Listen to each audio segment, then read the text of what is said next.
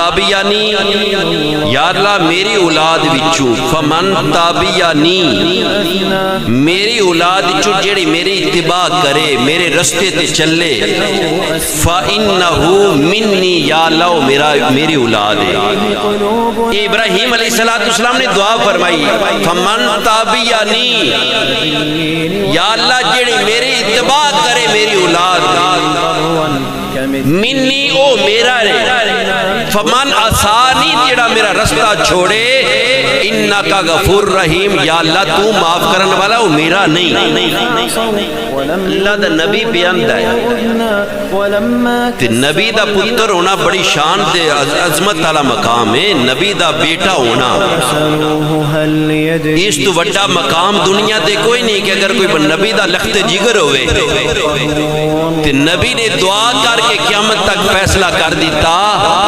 کہ یا اللہ فمن تابعانی فإنہو منی، میری اولاد وچوں جڑا میرے رستے تے چلے یا اللہ میرا ہے، فمن عصانی، جڑا میرا رستہ چھوڑ دے وے یا اللہ میرا نہیں۔ تے میرے بھائیو ساڑھی کفیت کی ہے، ایسی کسے بزرگان دین دی بے اولاد ہوئے، ان دا والد تا بڑا اللہ دا نیک بندہ سی، تہجد گزار سی، صوم و صلاۃ دا پابند سی، شریعت اسلام دا پابند سی، لیکن اس دی اولاد دور دور تک شریعت نظر نہیں ہوندی، سنت رسول دے قاتل۔ تے میرے بھائیو پھر بھی اسی اس دی اولاد دے ہاتھ اس وقت چمنے ہیں کہ ساڑھے پیر دا پتر ہے،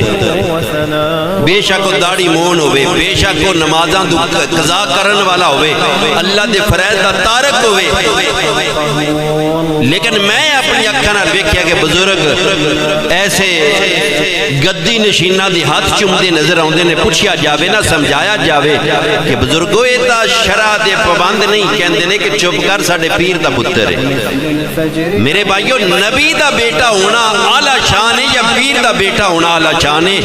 اللہ دے نبی نے دعا کی تھی فمن تابعانی فإنہ منی، یا اللہ اگر میری اولاد جو سکا پتر میرے رستے تے چلے تو وہ میرا ہے، اگر سکا پتر میرے رستے تے نہ چلے تو میرا۔